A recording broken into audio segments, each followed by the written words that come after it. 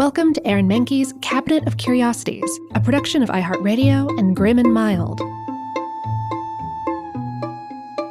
Our world is full of the unexplainable. And if history is an open book, all of these amazing tales are right there on display, just waiting for us to explore. Welcome to the Cabinet of Curiosities.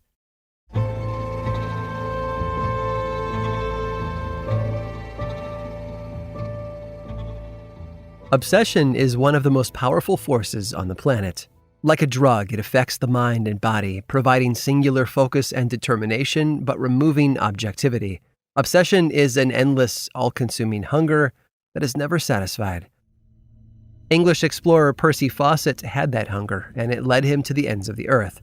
Born in Devon, England in 1867, Fawcett grew up surrounded by outdoorsmen and adventurers. His father was a fellow of the Royal Geographical Society, while his brother used his experiences as a mountain climber to influence the many adventure novels he wrote. He joined the British Army, then eventually got married and started a family. He and his wife Nina had 2 sons and a daughter. Around the turn of the century, Fawcett followed in his father's footsteps, becoming a member of the Royal Geographical Society himself.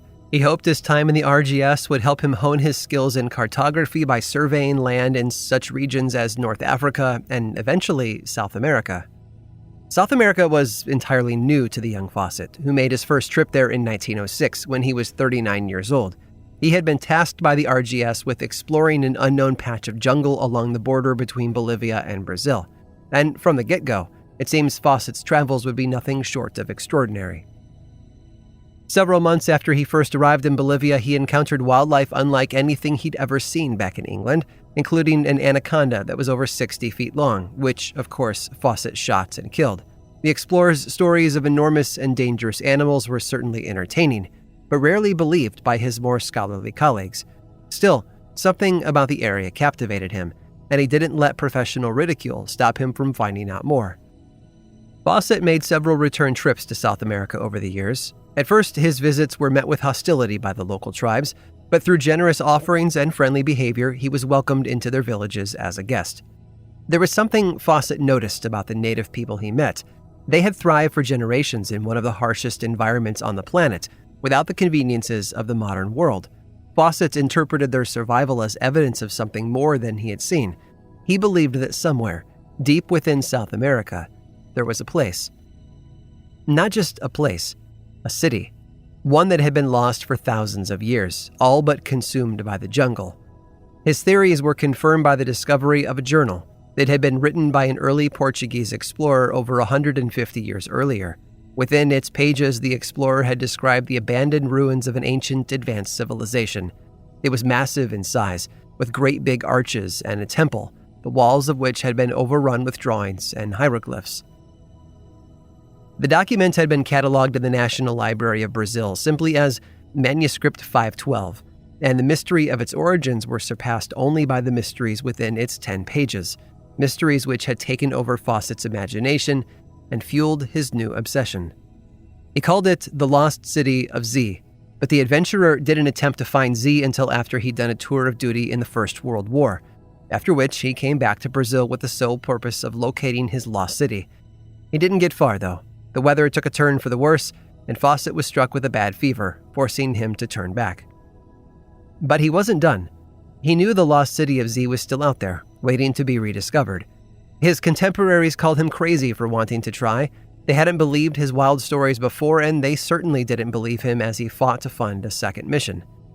5 years later, though, Fawcett returned. The 57-year-old was joined by his son Jack and Jack's friend Raleigh Rimmel. They focused their efforts on the deep, lush jungles of the Mato Grosso region where Fawcett believed Z to exist. And sadly, that's where their story ended. Fawcett, his son, and their companion all disappeared on their expedition. Subsequent efforts to recover their bodies turned up nothing. And as for Z, well, it's still lost too. Somewhere out there might be a city waiting to be found, a city that has claimed the hearts and minds of explorers across generations. A city whose legend and lore have been built on one thing: obsession.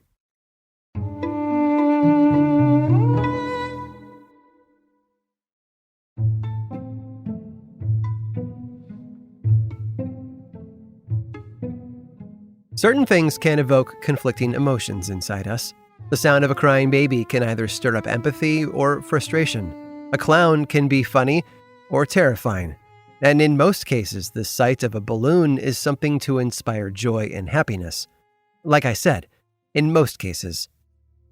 As America and Germany were looking for their next big weapon to end World War II, Japan was studying the weather. A cold jet stream of air had been detected about 30,000 feet above the country and was found to be so strong it could carry a weather balloon 5,000 miles across the Pacific Ocean in only 3 days. Using this knowledge, scientists went to work. They constructed 30 foot-long spheres out of rubberized silk filled with hydrogen, which were then tethered to mechanical instruments and dozens of sandbags. Temperature fluctuations had to be taken into account. Sunlight during the day caused the silk to expand. At night, when the temperatures dropped, so would the balloons. To prolong their journeys, a system was engineered using an altimeter. If the balloons dropped below 30,000 feet, 2 sandbags at a time would be cut loose automatically, allowing the balloons to maintain their altitude. If they flew too high or the pressure inside them became too dangerous, hydrogen was vented out to keep them balanced. For 3 days, the balloons were carried along the jet stream, over the ocean to the west, at which point they discarded their ballast and dropped to Earth. The balloons weren't devised to study weather patterns, though. They were bombs. Between 1944 and 1945, Japanese forces launched more than 9,000 balloons toward the United States, each one carrying a combination of TNT, thermite, gunpowder, and other explosive chemicals. Out of those 9,000, only about 300 actually made it to their intended destinations. They landed all over North America, in places like Alaska, Oregon, Nevada, and even parts of Canada. The Japanese had been mulling over a plan for retaliation after American forces bombed Tokyo in the Doolittle raid of 1942. They couldn't fly manned aircraft to the United States, as their planes were incapable of traveling those long distances, so the balloons provided an easier way of inflicting mass casualties from overseas. The plan was not without its flaws, though. Most balloons fell into the Pacific without harming anyone, and the death toll was far lower than expected. Unfortunately, several of the incendiary devices that did cross into America wound up causing quite a bit of destruction. Reverend Archie Mitchell had recently become the pastor of a church in Bly, Oregon. He'd wanted to get to know the youth of his congregation a little better, so on May 5th of 1945, he and his wife, who was pregnant with their first child, invited 5 students from their Sunday school class out on a picnic. The couple drove the children 45 minutes outside of Bly to the bucolic Gerhardt Mountain. Once Mitchell had parked his car, everyone disembarked to explore the surrounding area. There was a creek at the bottom of a small hill, but it wasn't the rushing water that had caught the children's attention. A young girl named Joan Patsky noticed a large white object on the ground. The children and Elsie gathered around it. Mrs. Mitchell beckoned her husband to join her and come see what they'd found, noting it looked like some kind of big balloon. He tried to warn them from the car, screaming at them to back away from the object blanketing the grass, but he couldn't get the words out in time. One of the other children touched it, his curiosity getting the better of him. Elsie, her unborn child, and the students were all killed. In a less tragic incident, one Japanese balloon fell on a power line in Hanford, Washington. The resulting blackout put nearby Hanford Engineer Works out of commission. It wasn't down for long, though, and resumed operations once the debris had been cleared and the power had been restored. What did Hanford Engineer Works make? Plutonium. The same plutonium used to fuel a bomb the Allies would drop 5 months later. On Nagasaki, Japan. I hope you've enjoyed today's guided tour of the Cabinet of Curiosities. Subscribe for free on Apple Podcasts or learn more about the show by visiting curiositiespodcast.com. This show was created by me, Aaron Mahnke, in partnership with How Stuff Works. I make another award-winning show called Lore, which is a podcast, book series, and television show, and you can learn all about it over at theworldoflore.com. And until next time, stay curious.